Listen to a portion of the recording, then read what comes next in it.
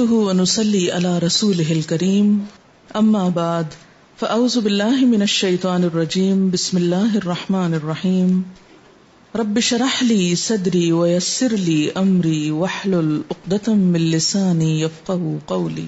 ایک عورت بھی اللہ کی بہت خوبصورت اور حسین تخلیق ہے، موتیوں سے بھی بڑھ کے قیمتی ہے، اور اللہ نے اس کو جو حسن دیا ہے وہ سب کے لیے نہیں ہے۔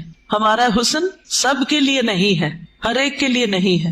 اللہ نے ہمیں جس کے لیے پیدا کیا ہے، جس کے لیے بنایا ہے، یہ اسی کا حق ہے۔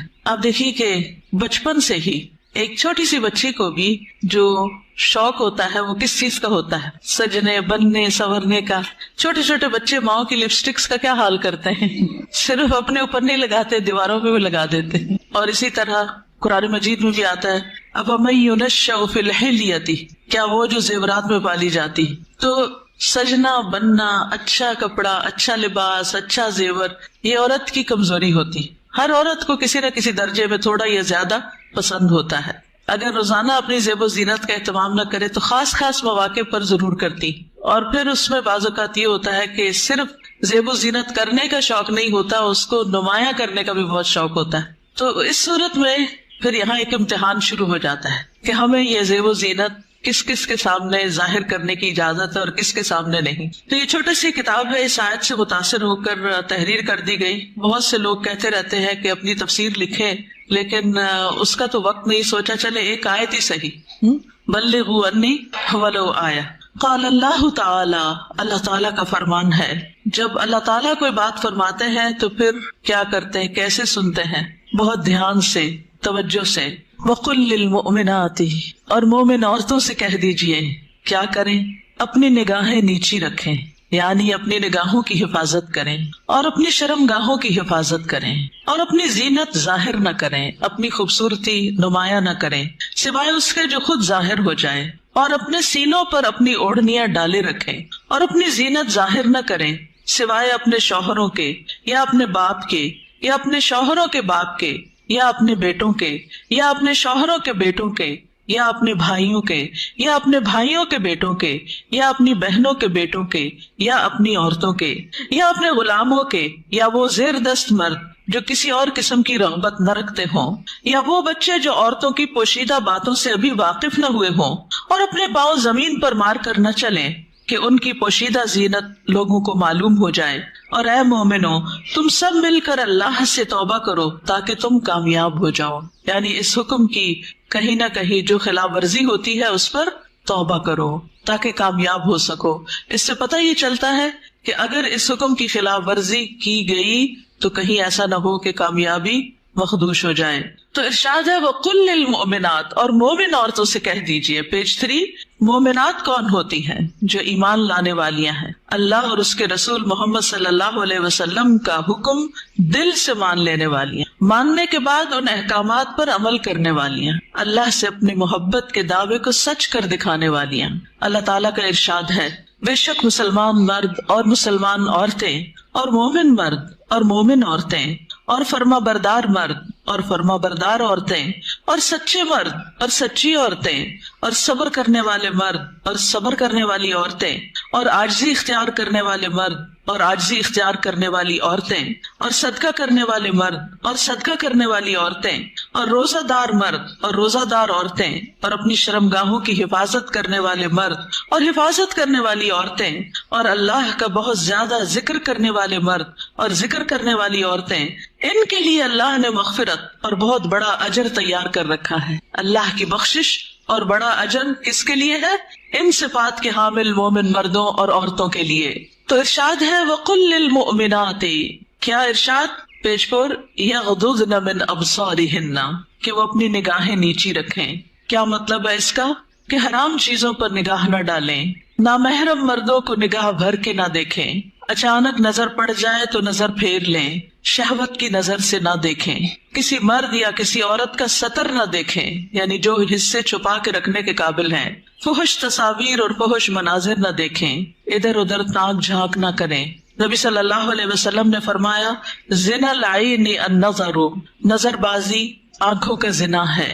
نبی کریم صلی اللہ علیہ وسلم نے فرمایا تم اپنی طرف سے مجھے 6 چیزوں کی ضمانت دو، میں تمہیں جنت کی ضمانت دوں گا. جب بات کرو تو سچ بولو، جب وعدہ کرو تو پورا کرو، جب تمہارے پاس امانت رکھی جائے تو ادا کرو، اپنی شرمگاہوں کی حفاظت کرو، اپنی نگاہوں کو نیچا رکھو اور اپنے ہاتھوں کو روکے رکھو. تو یہ حکم ہے نگاہیں نیچی رکھنے کا. پھر آیت کے اگلے حصے میں فرمایا وَيَحْفَظْنَ فُرُوجَهُنَّ، اور وہ اپنی شرمگاہوں کی حفاظت کریں، یعنی جسم کے قابل ستر حصے چھپا کر رکھیں. باریک اور تنگ لباس خصوصاً چست پاجامے سطر ڈھانپنے کے تقاضے پورے نہیں کرتے. زنا، بدکاری اور فحاشی سے بچیں. بلا ضرورت اپنے جسم کا کوئی حصہ نہ کھولیں. ہم جنس پرستی سے دور رہیں. جانوروں یا مصنوعی آلات سے جنسی خواہش پوری نہ کریں.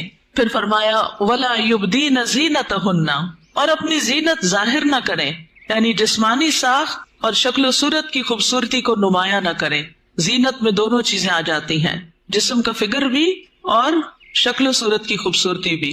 پھر مصنوعی اور آرائشی زینت جیسے زیور، لباس یا میک اپ وغیرہ چھپا کر رکھیں نان محرم سے.